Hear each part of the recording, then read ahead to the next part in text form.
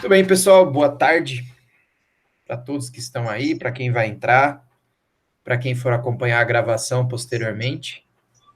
Falta ainda o João e o Helder, conforme eles entrarem, eles participam, não tem problema nenhum. Vamos dar continuidade, então. Hoje nós iremos tratar do capítulo 3 do livro Educação Física Escolar no Brasil, o que ela vem sendo e o que pode ser. Elementos de uma teoria pedagógica para a educação física. O autor é o Walter Brast, um autor bem reconhecido na área, muito importante para a educação física. Nós estamos lendo o livro dele já há alguns encontros. Chegamos na metade, né? Então, acho que com essa discussão do texto de hoje, nós chegamos na metade do livro. Tá? Na minha opinião, ele vem confirmando aquela impressão que nós tivemos. Eu acho que no primeiro capítulo, pelo menos para mim, ficou tudo muito nublado ainda do que caminho o livro iria trilhar. Depois daquela discussão sobre, porque era uma discussão sobre legitimidade na área, né? Que é uma discussão que eu julgo importante e traz uma abordagem sociológica aqui, né? Ele vai trazer autores, principalmente o Bauman, mas também traz com muita força o Lipovetsky, que são autores do campo da sociologia. E aí, a partir da sociologia, vai tentar explicar como que a educação física entrou na escola, né? Quais foram os movimentos sociais, né? As forças da sociedade que foram ali naquela jogo dizendo que era importante ter aulas de educação física por motivos X, Y, Z e vai se modificando. E aí parece que cada capítulo ele se dedicou a pegar um grande tema da educação física para fazer esse percurso em parte histórico, né, porque ele sempre vai trazer autores lá do início do século XX, meados do século XX, que eu acho que é o, pelo menos para mim, porque muitas dessas discussões eu já tive já com outros autores, né? Então, a boa parte das referências que ele traz aqui para o texto, eu já havia tido algum contato, às vezes até lido e estudado o livro. Então, o que vem de novo nesse livro para mim tem sido as referências históricas mais antigas, né? Acho que é típico de um autor aí que ficou muito tempo trabalhando na área, né? Ele já é aposentado e, claro, é uma pessoa muito acima da média também, né? De, em termos de capacidade, né? De teorização, enquanto um cientista social mesmo, uma pessoa muito acima da média, mas também devido a esse histórico longo, né? Então ele cita autores provavelmente de quando ele começou a estudar essas questões, né? Isso para mim tem sido um acréscimo importante, assim, né? Então tinha algumas ideias que eu achava que tinham começado a surgir nos anos 70, 80, e o embrião delas está lá nos anos 30, 40.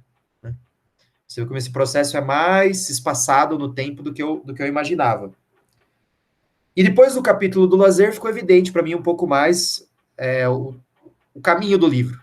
E esse capítulo 3, chamado A Educação Física é Referência do Esporte, do discurso da educação e da saúde ao espetáculo mercantilizado, da ascese à estética, para mim foi o mais fácil, assim, né?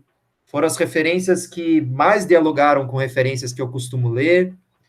É o livro, é o capítulo que fala de esporte, então não sei aqui quantos de vocês, porque vocês são de uma geração que já mudou um pouco as coisas. Mas eu vim para a educação física por causa do esporte, né? Eu não vim por causa dos cursos da saúde, eu vim por causa do esporte mesmo. Eu não sabia no que eu ia trabalhar, se eu iria trabalhar em escola, se eu iria trabalhar com treinamento, eu não sabia. Eu sabia que eu gostava de esporte, que eu queria fazer alguma coisa com o esporte da minha vida. Então, essa hegemonia esportiva que ele conclui, né? Digamos que foi ela que me trouxe para a educação física. Um pouco enquanto uma ascese moral, né? Enquanto uma pedagogia de uma certa maneira de ser e pensar enquanto um cidadão voltado para o trabalho e para a produção, mas um pouco também já nessa questão da estética do rendimento, nessa questão do esporte espetáculo, que é o típico esporte da modernidade líquida, né? Então, vocês verem que ele faz esse movimento, o mesmo movimento que ele fez no campo do lazer, ele está fazendo aqui no campo esportivo, que é pensar como era o esporte na modernidade sólida e como está sendo o esporte agora com a modernidade líquida, né?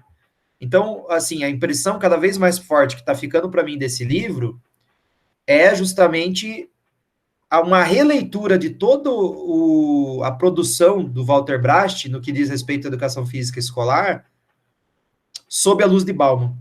Né? Enquanto ele está dialogando com tudo aquilo que ele já escreveu, porque dá para reconhecer várias passagens de artigos e livros que ele citou, que ele produziu, mas agora com o acréscimo da luz de Bauman.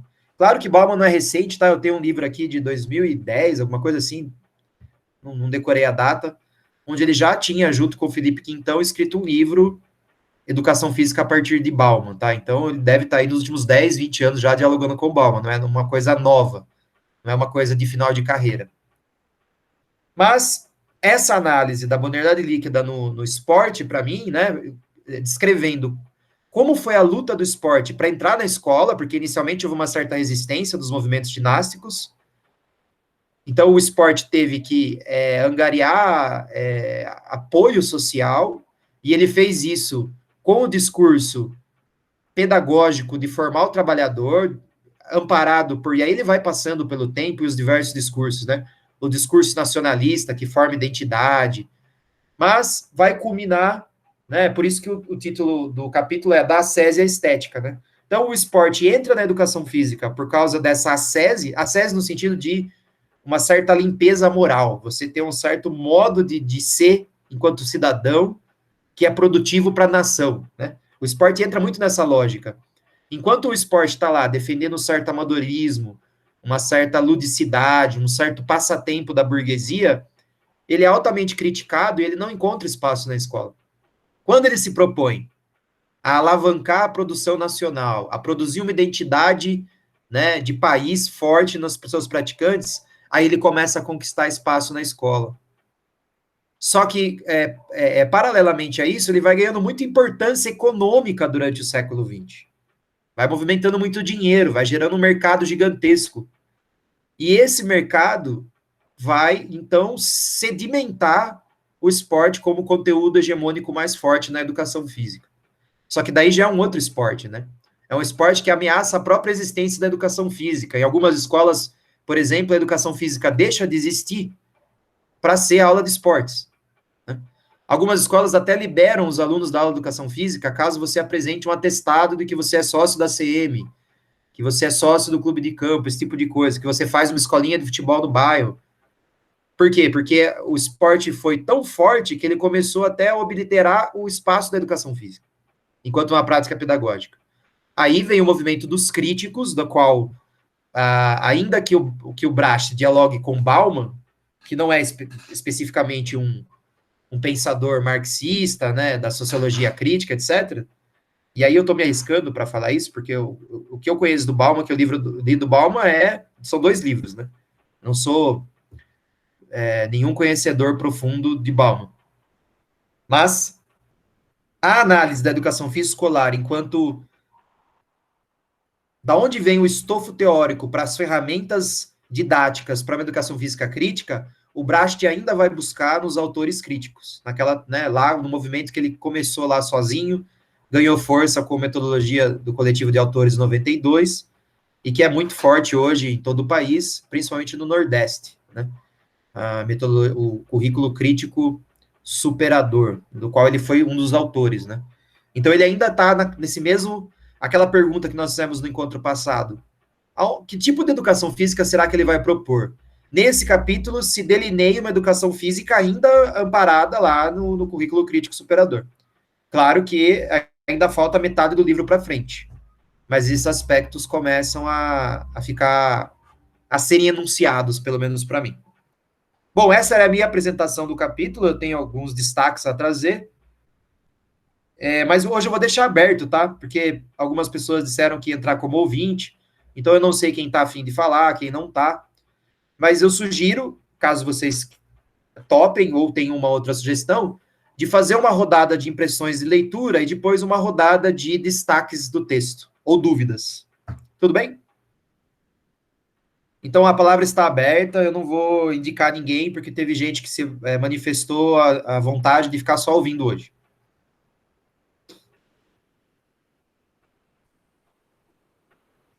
Só não Começa diga. então. Olá, Monique. Eu vejo todo mundo olhando para a câmera parada e falar, ah, vamos lá então. Faz muito bem.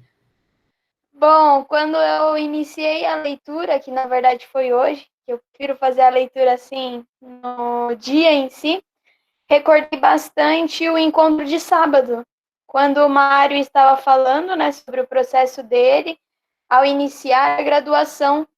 E daí foi até uma fala do Rubens, né, voltada para a experiência que eu tive lá no México. Então, todo momento eu tive uma facilidade na leitura exatamente por isso.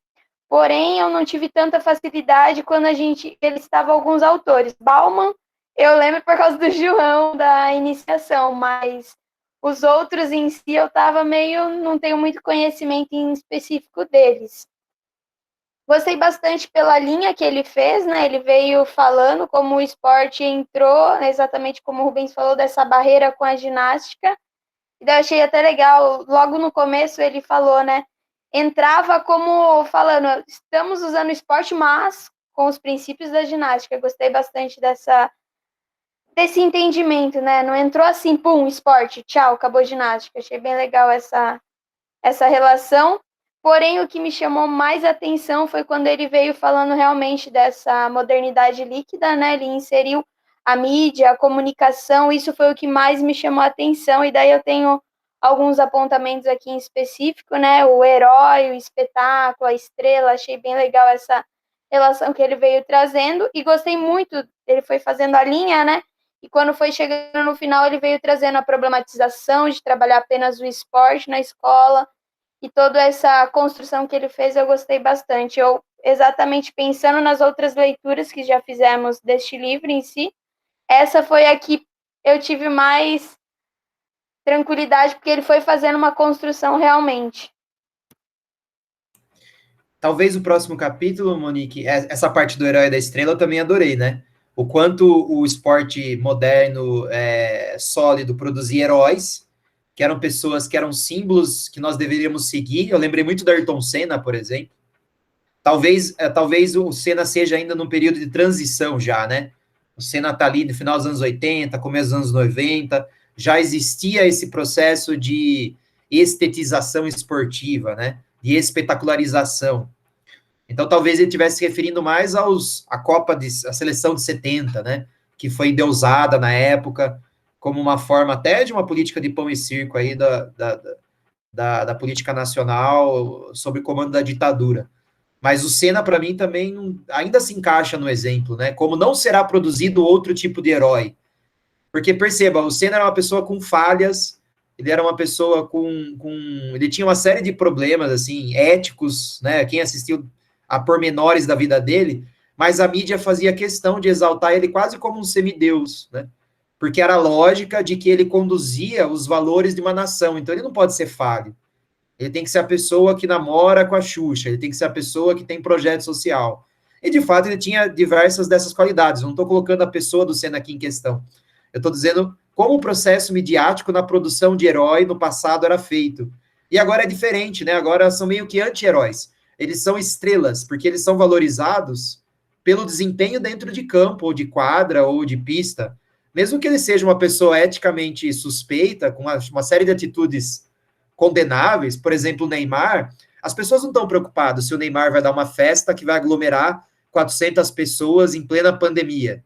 Ninguém deixa de seguir o Neymar. Bom, algumas pessoas talvez façam isso, mas não tem uma espécie de condenação moral da nação em cima do Neymar por ele ser uma pessoa pouco admirável, contanto que ele continue jogando bem bola. Quando que vão criticar o Neymar? O dia que ele perder um gol, que ele ficar gordo e não conseguir fazer gol, aí o Neymar que se prepare, que aí a crítica vem. Enquanto ele fizer dentro de campo, ele é exaltado como uma estrela, né? Eu acho que esse exemplo Senna-Neymar é uma mudança dos tempos, principalmente quem é mais velho, né? Porque quem é mais novo não viu esse processo do Senna, né? Mas quem é um pouquinho mais velho conseguiu sentir o quanto a modernidade líquida mudou a concepção esportiva. E aí, Monique, sendo você muito jovem, talvez o próximo capítulo, que eu já dei uma espiada, que fala da saúde, talvez ele seja ainda mais evidente, porque você é uma das pessoas que gostam de esporte, mas que estão vivendo para a educação física na crista da onda do discurso da saúde, né? O esporte hoje, eu diria que ele está sendo rivalizado em termos de importância, haja vista a crescente importância do bacharel para o campo, ou seja, essa hegemonia esportiva, não digo na escola, mas enquanto profissão, hoje eu acho que a saúde já rivaliza, quiçá é mais forte que a escola, pelo menos em centros urbanos como Sorocaba, São Paulo, que tem bastante academia, personal training, spa, etc, etc, etc. Acho que na escola é outra discussão, claro, né? Mas enfim, obrigado pelas impressões, eu me empolgo, as pessoas precisam falar. Vai lá, quero ouvir mais pessoas. Vou falar.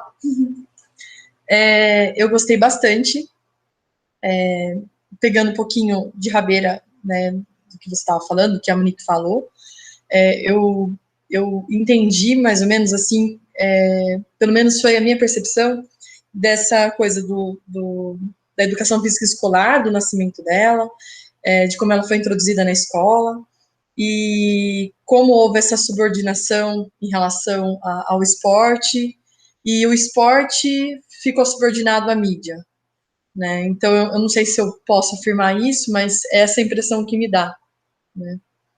E eu gostei bastante de ler, porque eu me vi muito durante o texto, porque eu sou dessa época, né? Então, eu sou do final de 80, né, que eu entro na escola e passo toda a década de 90 na escola. Então, e me veio até uma lembrança de quando eu tinha uns 7 anos de idade, que é de 90, 91, que eu ganhei na escola um adesivo escrito esporte não é droga, pratique.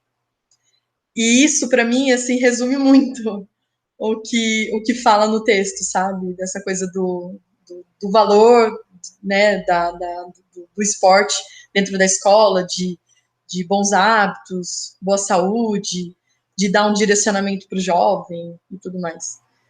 E apesar também, como a Monique falou, de não conhecer os autores, eu me identifiquei muito com o texto, né, com as visões, com, com a linha também, como a Monique falou, com essa cronologia, achei muito legal. Eu não sabia desse passado, mais do passado, né? Então, assim, de que o esporte, ele, nas décadas de 20, de 30, ele foi recriminado, não queriam colocar dentro das escolas. Isso era uma coisa nova para mim. E foi bem legal, assim, e como, né, no final desse capítulo, mostra, né, que é o que está hoje em dia, né, essa coisa do mercado, da mídia, né, então se tornou um espetáculo, e como isso está perdido, eu acho que no contexto da educação física escolar. Tipo, eu acho que a gente se perdeu mais ainda, não sei, é a minha impressão, né, e eu fico pensando, onde a gente está, né, onde a gente está, porque, principalmente, por exemplo, se você fala em escola pública, né, como é que você lida com toda essa mídia, com todo esse estrelismo, com crianças que não têm uma bola, né, dentro de uma escola, né, que não tem às vezes não tem o professor de educação física dentro da escola, né, então, onde a gente está, né, então me trouxe reflexões assim. Obrigado, Maria. Ó, eu fiz até um resuminho aqui, anotando na lateral do livro, que eu destruo os meus livros, né? Escrevo neles todinho. Então eu tiro foto antes de ler, porque depois que eu leio, fica impossível tirar fotos e enviar para vocês, né? Fica todo cheio de anotação. E o João não gosta, então tem que fazer isso antes. Senão eu vou chatear o João. Inclusive, o Eu João. gosto de escrever no livro. Inclusive, o João veio aí com propaganda do grupo de leitura e debate, tá lá, pessoal, né? Acesse o YouTube, GLD. Eu fiquei com preguiça de mudar a conta. Opa, vai lá, hein? Fica à vontade, João, não tem problema nenhum. Aí, eu fiz até um resuminho assim. Primeiro momento, um esporte contra a ginástica, né? Uma disputa para ver qual que ia para a escola. Depois, o esporte amador contra o esporte profissional. Ou seja, a crítica já não era mais o esporte, a crítica era o esporte profissional, esse sim pervertia os valores ascéticos de uma prática desinteressada. Você vê uma briga social também aí, né? Então, fica uma coisa mais, não sei, politizada, vamos dizer assim. Total. Aí depois vem o esporte versus a educação física, porque o esporte fica tão forte que ele começa a ocupar o espaço da educação física. Depois passamos para o momento dos críticos, né? E aí a educação física equilibra o jogo, e aí é o esporte na escola contra o esporte da escola, que eu conheci essa expressão pelo texto do Targino, né? Acho que é Targino, um professor da UFMG, se eu não me engano. Agora me sumiu o nome. Fica estudando muito Foucault, Deleuze e esquece as referências da educação física, né? E por último, né, o esporte, esse esporte agora contemporâneo, né, liquefeito. Agora, essa sua pergunta sobre onde nós estamos, ela também é um debate já interessante na educação física, porque tem vários autores que insistem em dizer que a educação física não é mais esporte. Fernando Gonçalves tem um texto que vai dizer exatamente isso. A educação física não é mais esporte, mas ela ainda não é outra coisa. Então ele diz assim, a educação física está entre o não mais e o ainda não. Mas, cada vez que a gente cita esse tipo de texto, o Marcos, ele fica com todos os cabelos arrepiados, assim, né? Porque Tarcísio Mauro Vago, obrigado, Helder. Porque ele vai dizer que a educação física, como bom curriculista que o Marcos vai perceber que existem vários currículos em disputa. Então, passamos da época da educação física ser uma coisa só, como na modernidade sólida. Então, essa identidade única da educação física, isso não vai existir mais.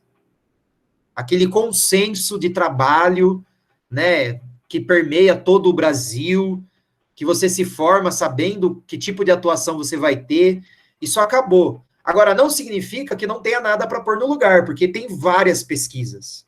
O crítico superador não acabou, tem gente estudando.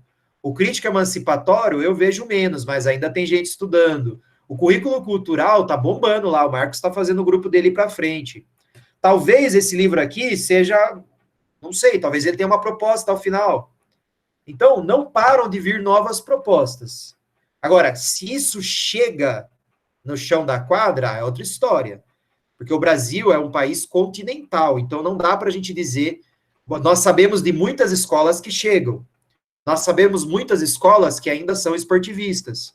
Nós sabemos de muitas escolas que criam seu próprio currículo, né, a partir de uma rede que mistura muitas influências. Então, sempre quando a gente fala em nome de uma educação física nacional, a gente está generalizando demais. Então, agora, essa identidade única, suspeito cada vez mais, e esse livro reforça isso, nós não teremos. Igual foi no passado, uma área inteira ser ginástica, depois uma área inteira ser esportivista, passou esse momento. Hoje, são várias forças em disputa, né? Obrigado, Maria.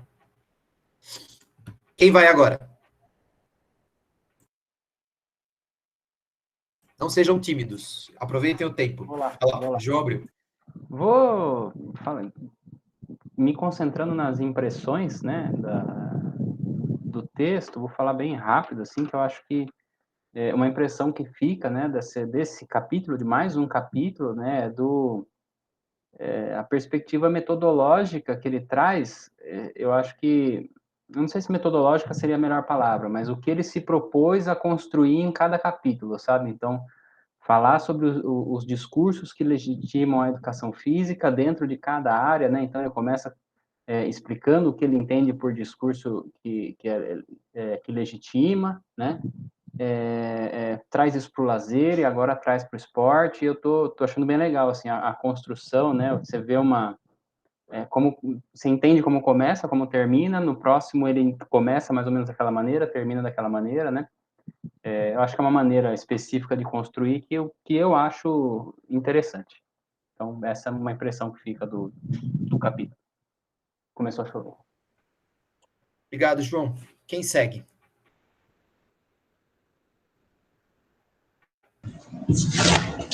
Eu falo.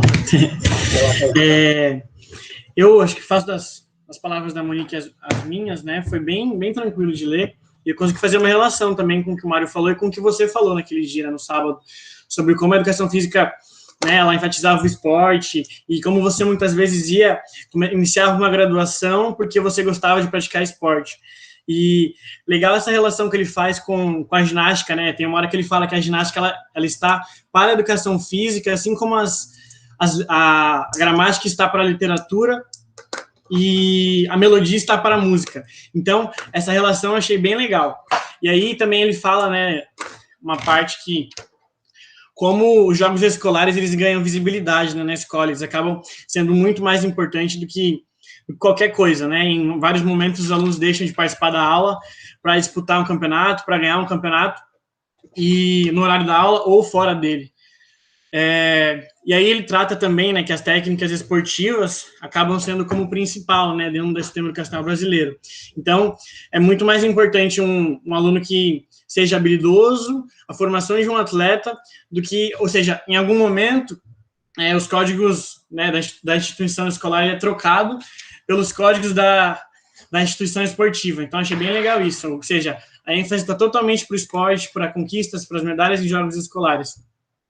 E aí ele faz essa relação, né, do técnico, né, do professor como técnico e do aluno como atleta.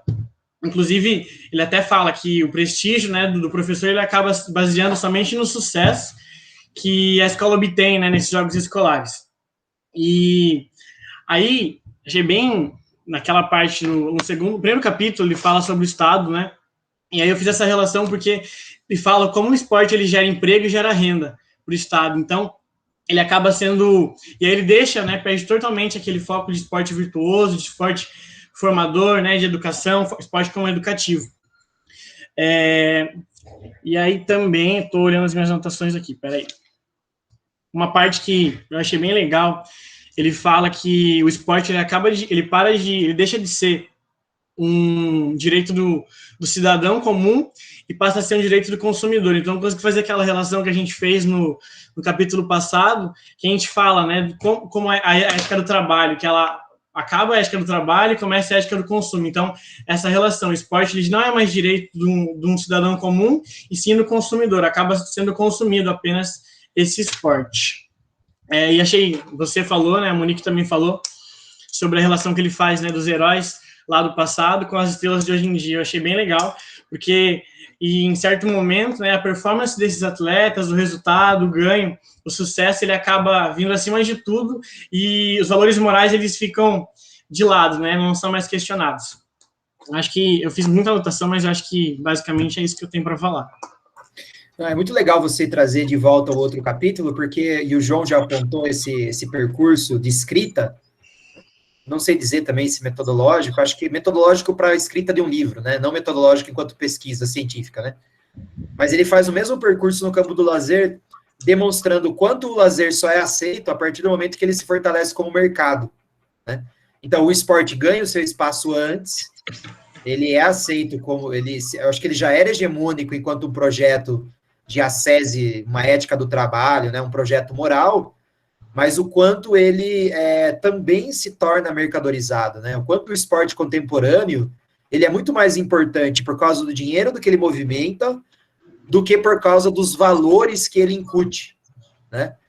Hoje, o esporte, você não vê mais discurso. Antes, gente, era igual um mantra, né? A Maria, que tem a idade mais próxima da minha, era um mantra, esporte é saúde, esporte era salvação, era um discurso salvacionista do esporte, era projeto social a dar com rodo, assim. E eu nem estou dizendo que esses projetos não podem ajudar, eventualmente, algumas pessoas. Não é isso, não estou entrando nessa questão. Estou dizendo da profusão discursiva que era a ideia em cima de que o esporte era assim, a panaceia dos problemas sociais.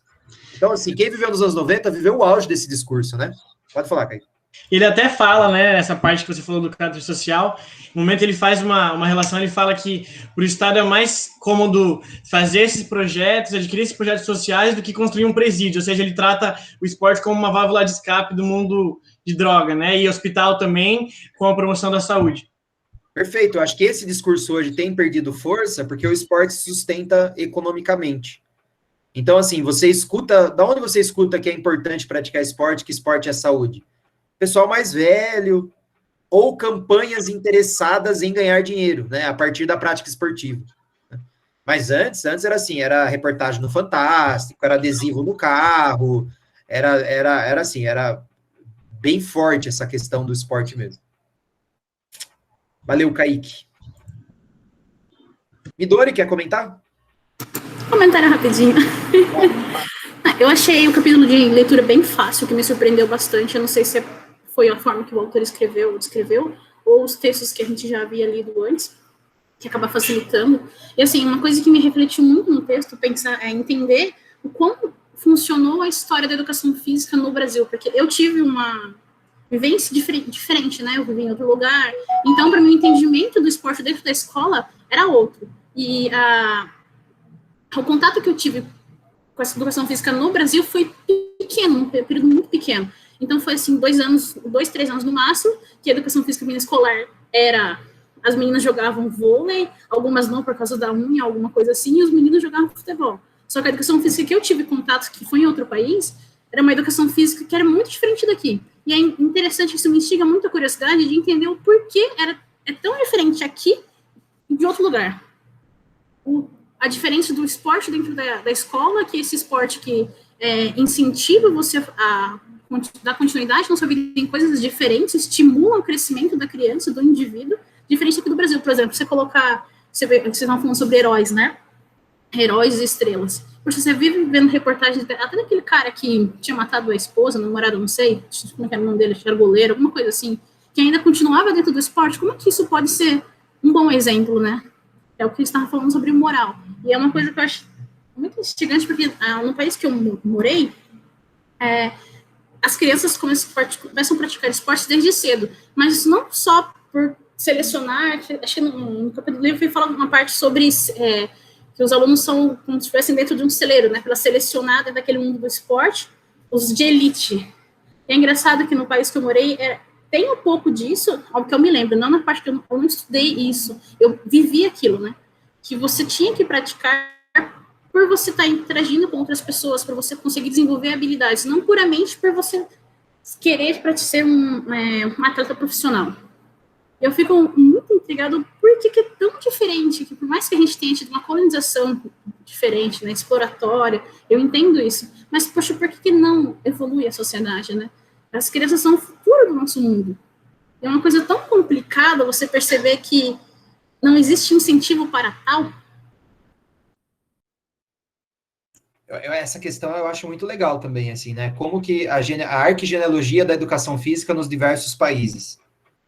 Mas se eu tenho um trechinho do livro aqui, eu não vou achar ele agora, que o Bracht vai dizer que em outras partes do mundo, esse contexto esportivista de geração de uma identidade nacional também é o mesmo, né? Então, qual é a diferença, então? A diferença é a estrutura econômica. O Brasil é um país extremamente pobre. Então, nós tentamos reproduzir um modelo adotado pelos países mais desenvolvidos, e o que deu para fazer foi construir uma quadrinha e jogar futebol, basquete e vôlei, entendeu? Enquanto que em outros países, dentro da mesma lógica, você vai encontrar uma sala de ginástica, você vai encontrar uma piscina, você vai encontrar um campo de atletismo, né? Mas a lógica esportiva é a mesma, que é o esporte enquanto formação de uma identidade nacional, uma pessoa, né, que tenha os valores patrióticos dentro dela e que veja no esporte uma maneira de educar para o futuro da nação. Então, essa lógica você encontra no Japão, nos Estados Unidos, por toda a Europa, nos países da extinta União Soviética, a lógica é a mesma. Só que a condição estrutural, né, a materialidade do espaço é mais evoluída nos países mais ricos, né? Isso é natural que seja assim, né? O Brasil... Eu acho que vem de encontro com todo esse problema que a educação, de forma geral, tem no nosso país, né? Então, se naturalmente, né, entre aspas, né, a maioria dos países já fazem isso, né, já cria uma base do esporte, né, de atletas junto com a educação, né, dentro das escolas. O nosso país não investindo em educação ele também não investe no esporte. Então, assim, cria-se um duplo problema, né, vamos dizer assim. Também acho que é uma consequência. Mas olha como a modernidade líquida vem mudando até o esporte nos países mais ricos, né? Então, a Olimpíada, que já foi um dos maiores espetáculos do planeta, hoje, para quem gosta, ainda é, mas em termos econômicos, gente, eu suspeito que as Olimpíadas movimentam menos dinheiro que os jogos eletrônicos. Suspeito não, eu tenho certeza absoluta, né? Então, olha como o esporte, enquanto o bastião do símbolo da evolução de uma nação, perdeu espaço. Hoje, esporte é negócio. Então, ele vai ter a importância de quanto dinheiro ele mobiliza. E aí, alguns esportes mobilizam muito dinheiro. Uma NFL, uma NBA, né, uma Champions League, né, um campeonato. Mas outros esportes, tem uma série de esportes nas Olimpíadas que ninguém não vai parar para assistir, não movimenta nenhum dinheiro, é um esporte quase amador, semi-amador, às vezes amador. Então, não tem mais a mesma importância que teve no passado. Não teve mais a mesma visibilidade nacional que já teve no passado. Agora, o exemplo que a Midori trouxe do goleiro Bruno é excepcional para ilustrar isso, né? Então, se não fosse a mídia cair matando e a opinião pública cair matando, muitas pessoas ainda queriam contratar o goleiro Bruno, depois de tudo que ele passou. Por quê? Porque o que importa não é o exemplo de vida que ele dá, o que importa é o que ele faz dentro das 4 linhas. E aí, eu não estou entrando no mérito julgando se ele merece uma segunda chance ou não, não é esse o debate aqui. A questão é, no passado, isso jamais seria aceito. Porque o passado, antes, precisava de heróis. Agora não, agora precisa de estrela. Se o cara joga bem, se ele é um bom goleiro, se ele vai defender, ele vai levar o time... Pô, tinha gente que ia lá no campo tirar foto com ele naqueles 2 meses que ele treinou, né? Que ele foi contratado, aí todo mundo meteu o pau, e agora eu não sei como é que tá a situação. Imagino que ele esteja desempregado. Mas o seu exemplo foi preciso para ilustrar essa passagem do esporte. Bom, temos agora um espaço para colocar dúvidas, né? Ou apontamentos, destaques do texto. Eu tenho um aqui que eu deixo para o final. O Helder já pediu aqui para a gente acabar um pouquinho antes, para eles falarem de um trabalho. Então, eu passo para vocês aí. Vocês querem trazer algum destaque, colocar alguma dúvida, alguma questão? Eu tenho uma dúvida. Vai lá. Para mim não ficou muito claro o porquê dessa demonização do esporte lá no começo. Tipo, dessa briga, sabe? Os autores da época, tipo, não, o esporte não pode ser introduzido na escola, né? Alguém se arrisca?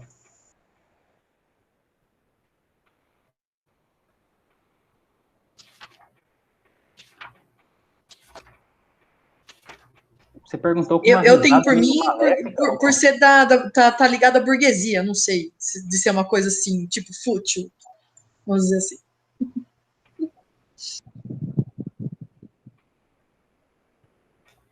O Rubens deu aquela risada de que ele já falou isso antes, ele tá esperando vocês.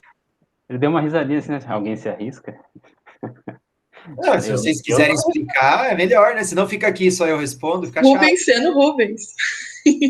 Fica chato. Mas quando vocês ficam quietos, nosso tempo é curto, eu falo. Mas eu vou procurar no texto, não vou responder. Na página 84 está escrito assim, Maria. As dúvidas e as desconfianças eram dirigidas principalmente ao esporte profissional. Aliás, nesse caso, havia uma forte condenação, interpretando como um mal ao ser evitado. Aí ele traz uma citação aqui, que vai dizer o quanto o esporte profissional é ruim. Olha lá. Desorienta a mocidade, cria uma mentalidade pervertida, rebaixa o sentido moral. Estou tentando... É uma citação longa, né?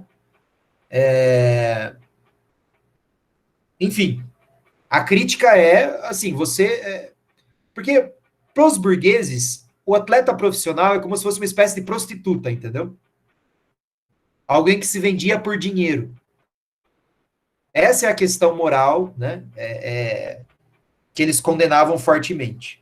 Eu acho que tem mais elementos aqui espalhados por essas primeiras páginas. Alguém consegue destacar algum? Entendi. Então, era essa coisa do se vender mesmo, né? Que hoje é totalmente... que é o que é hoje. E aí eu não estou achando passagem no texto, mas eu diria que a questão lúdica do esporte também era vista com desconfiança. Então, enquanto a ginástica era algo que era profundamente disciplinador dos corpos, o que é uma aula de ginástica, né? Vocês tiveram aula com a Iris. Era o professor lá, vai lá, 1, 2, 3, 4, pá, 1, 2, calistenia, aquela coisa ali, controle do corpo total. O esporte, ele tem, na própria essência do jogar, uma certa liberdade. Dentro das regras ali, uma das características do lúdico é a imprevisibilidade, a incerteza do resultado. Então, esse caráter meio anárquico do esporte, do jogo, não do esporte, do jogo, né, da qual o esporte se alimenta, eu acho que também era visto com desconfiança. Então, precisou dizer que aquilo era bom para formar o caráter, para eles perderem o medo da liberdade dado para o corpo dos alunos nas aulas. Entendi. Então, era encarado como algo que não se tinha tanto controle, né? Numa época que eles buscavam controle. Exato. Entendi. Isso me fez lembrar também sábado, o Mário falando, né, que quando ele fez a faculdade, tipo, não teve futebol. Por quê? Porque futebol é coisa de rua, né? Não é um esporte digno, né, para ser estudado. Legal. Exatamente. Tem uma parte, eu estava procurando enquanto o Rubens falava, que ele fala assim, este último gênero, ao qual falta designação, mas que se pode qualificar sumariamente de excessivo, desviado ou deturpado, consoante as formas de suas manifestações, deve ser absolutamente eliminado da educação da juventude. Não é demais em efeito um meio de aperfeiçoamento físico ou viril, mas um fim em si mesmo, uma sorte de atividade que nada tem de comum. Vê-lo-emos em com ação e educação. Ou seja, eu acredito, né, eu entendi também, o Rubens falou, que na verdade, essa demonização é do esporte profissional, né? Em vários momentos ele enaltece o esporte como virtuoso, como formador de caráter, mas a crítica maior eu acho que era no esporte profissional. Fale, João. Não, eu queria fazer um apontamento que eu achei legal em relação a como o texto é construído, né? Então, eu vinha pensando algumas coisas em relação a currículo, né? E hoje eu tive um encontro com um texto muito legal que eu já tinha lido e não lembrava dele, né? Chama A Esquizoanálise do Currículo. Eu não sei o nome do escritor, mas é Gautier, eu não sei como é que fala muito bem. E lá, nesse texto, né, a partir de uma perspectiva deleuze-guattariana, né, ele vai defender que como é que eu posso dizer assim, né, a classificação, a separação dos currículos, né, elas são sempre quase que defasadas já, né, porque ele vai defender a existência de um devir currículo, né, de um devir X do currículo, né, o currículo enquanto um acontecimento ali numa prática específica, né, e não enquanto uma classificação anterior ao seu acontecimento, né. E eu acho essa ideia muito legal, e eu acho que eu consigo pensar esse texto e o que foi escrito nesse texto a partir dessa ideia também, sabe? No sentido de que eu consegui a partir desse trabalho de organizar esses discursos legitimadores da educação, do esporte na educação física, né, eu consegui perceber mais ou menos.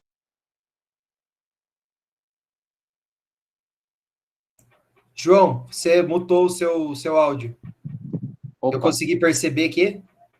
Eu consegui perceber 3 discursos legitimadores que ele trouxe, né? Então, o discurso virtuoso, né? Então, do esporte educativo, né? O esporte como um grande vetor de produção de valores e essas coisas, né? O esporte rendimento, né? E o esporte enquanto um argumento econômico, né? Uma prática mercantilizada. E aí eu acho que esses 3, eles podem ser aí, se melhor aprofundados, eles podem ter ali as suas minúcias, né, as suas diferenças. E aí eu acho que isso, a gente consegue encontrar eles de todas as formas hoje na escola, né, então, eu acho que é importante não olhar para isso enquanto algo separado, né, então, chegamos nessa última fase, né, do argumento econômico do esporte, né, então, esses dias na minha escola teve um curso, né, que seria oferecido justamente em relação, com um nome específico lá de valores olímpicos e tal, mas que trazia essa ideia do esporte virtuoso, né, então, em 2021, né, estamos tendo ali um curso de atualização sobre os esportes virtuosos, sobre a virtuosidade do esporte, né. Então, eu acho que é interessante a gente perceber como que isso está colocado e a maneira como isso, e aí aquela relação com o currículo, né, a maneira como isso vai acontecer na escola, né, de que maneiras isso vai acontecer e de que maneiras isso vai se apresentar. E aí o texto, acho que ele nos dá algumas ferramentas, né, para entender da onde que isso surge, ou como que surge no Brasil, e o que a gente pode tentar propor com isso, né. Aliás, minto, né, não são 3, né, eu acho que ele vai, quando ele propõe uma ideia de educação física também no final, ele está propondo uma espécie de discurso legitimador, né, a educação física crítica lá que ele vai propor já no final do capítulo, como ele vem fazendo, né. Era isso. Não, perfeito. Na página 104 está assim, ó. Isso significa que surge uma vertente no interior do discurso legitimador da educação física que parte explicitamente de uma visão crítica da sociedade. Um discurso legitimador de cariz crítico. Né? Então, sim, é o que ele vai defender. E aí é legal que na página 105, né, para pegar o gancho do João, uma coisa que eu não queria deixar de falar, ele faz um breve anúncio, mas assim, eu temo assim, eu não estou tentando não criar expectativa, mas temo que não vai entrar em aprofundamentos didáticos esse livro aqui. Eu até dei uma folheada assim, falei, não vou ler, vamos descobrindo, né, parte a parte, vamos discutindo aí, encontro a encontro, capítulo a capítulo. Mas, se você pegar a metade da página 105, antes de chegar no resumo, ele vai trazer ali algumas coisas bem gerais, alguns princípios bem gerais do que seria essa educação física crítica, né? Então, significa quê? Que os alunos têm o direito de conhecer o esporte de duas formas.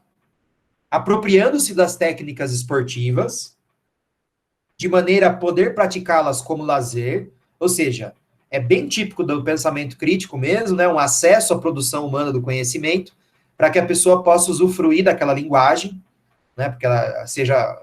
Porque quando você se alfabetiza numa língua, você tem mais possibilidades de exercer a sua vontade no mundo. Né? Você vive uma vida mais plena quando você possui ferramentas. Então, as práticas corporais, as técnicas das práticas corporais, seriam importantes para possibilitar essa vivência posterior. E de uma outra maneira, se apropriando dos conhecimentos necessários para que do esporte desenvolva uma visão crítica. Quais são esses conhecimentos? Sua história, seus princípios de organização, seus valores, sua relação com a mídia, suas interações políticas, econômicas, industriais e culturais, etc. Que é muito o trabalho do currículo cultural. Basicamente, o que o currículo cultural promove é essa ideia de uma arquegenealogia das práticas corporais. Talvez essa ideia da técnica, ela esteja subvalorizada, mas se você pegar as práticas dos professores do currículo cultural, ela passa pelo conhecimento das técnicas. Ela não ganha destaque na teorização, até onde eu me recordo, li todas as obras com atenção. Ela não ganha ali uma discussão muito forte acerca do espaço da técnica na prática pedagógica, como um princípio didático, por exemplo, como aqui está escrito. Mas essa questão de entender como o esporte se coloca na sociedade está muito em consonância com um currículo pós-crítico, eu diria. Por que eu acho que isso, para mim, é uma fonte de interesse maior, né? Porque eu gostaria muito de saber, na visão do Brast, como deveria ser uma educação física, porque desse aspecto mais geralzão, assim, meio por cima, não faz sentido nenhum fazer uma separação crítico pós-crítico, sabe? Exceto, talvez, por categorias filosóficas, como a natureza do conhecimento, a filosofia do sujeito da consciência, que são coisas muito mais teóricas do que traduzíveis para uma prática, sabe? Para o que o professor realmente faz numa aula. Enfim, gostaria de fazer essa ressalva aí. Temos tempo para mais alguma coisa, ou podemos ir para o que o Helder queria nos falar. Alguém tem mais alguma coisa a dizer? Colocar? Eu poderia... Desculpe aí, Monique. Não, rapidinho. Pode ir, João, não, vai. A resposta do Brast seria, talvez fosse essa, assim, eu acho que em termos teóricos, né, as diferenças, mas no acontecimento da educação física na escola, seria muito, muito parecido pelo que está proposto aqui, né? Penso a mesma coisa, João. Vai lá, Monique. Então, eu deixei aqui, daí agora, já que deu, eu gostei bastante no final, quando ele falou, né, antes de pensar o esporte, ele coloca que nós temos que pensar a visão da educação que é defendida no momento, né, social e no contexto. E daí, ainda mais, ele fala isso no final, mas antes, ele traz lá na página 95, que ele elenca alguns pontos, né, que daí a gente pode pensar e relacionar também com o que o Rubens falou e o que eu, na maioria das vezes, falo que o futebol é o famoso pão e circo, né, que as pessoas ficam lá alienadas para esquecer de tudo, né, que ele coloca investir no esporte, na educação, só que daí eu venho e jogo perguntas, né, será que é investido na educação a esse ponto? Mas, enfim, é mais barato do que constituir presídios, evitando o envolvimento com droga, investir no esporte é mais barato do que custear hospitais, numa alusão à prática do esporte como fator de promoção de saúde. Então, eu acho muito interessante a gente pensar nesse ponto, e é exatamente o que o Rubens falou lá no início, né, o pão e circo, que eles vão realmente, daí a gente associa com o que está acontecendo agora, né, uma pandemia, a maioria das coisas fechadas não podem abrir, mas o futebol está passando, o futebol está acontecendo, e daí envolve, não, o futebol está acontecendo porque tem determinada lei, pronunciamento, não sei, que defende que o vírus não... Então, até que ponto, né, no nosso contexto, está investindo realmente no futebol? Então, eu acho bem interessante trazer essa problematização, ainda mais no cenário atual, que a gente está aqui virtualmente, porque não pode estar presente, mas os jogos estão acontecendo de alguma maneira. Disputar campeonato estadual no Rio de Janeiro. E o exemplo da Monique, ele é preciso, o exemplo da Monique, né? Diante de tantas demandas, e olha, eu entendo que há uma necessidade de movimentação mínima da economia, dado que nós estamos falando de emprego de pessoas, uma vez que o nosso governo não garante, né, não tem garantido, como outras partes do mundo, o mínimo para as pessoas ficarem quietas em casa, né, para poder fazer tomar cuidado com a sua própria segurança. Mas os discursos que legitimam o retorno do futebol no período pandêmico, eles passam muito por essa espetacularização, sem dúvida alguma. Então, o que mais garante o espaço do futebol é a questão econômica no futebol enquanto mercado, enquanto um produto, né? E produto por quê? Porque ele é espetacular, porque movimenta a economia, porque as pessoas querem consumir aquele espetáculo. Então, acho que o exemplo da Monique é bem ilustrativo do capítulo que nós acabamos de ler. Gente, o Helder quer falar com a gente uma vez, então eu vou encerrar a gravação aqui, agradeço a discussão de hoje. No próximo encontro a gente vai discutir, então, o capítulo número 4, tá? Vou parar a gravação aqui para o recado do Helder.